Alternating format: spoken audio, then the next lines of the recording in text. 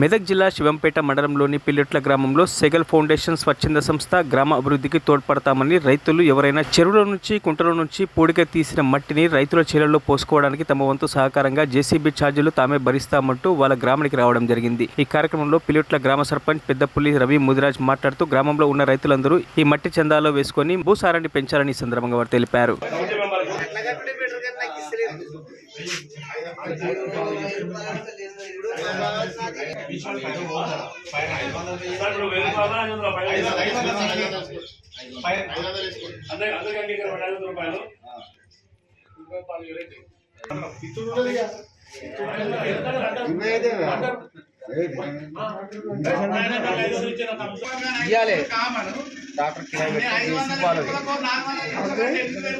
మరిన్ని అప్డేట్స్ కోసం మా ఛానల్ని సబ్స్క్రైబ్ చేయండి।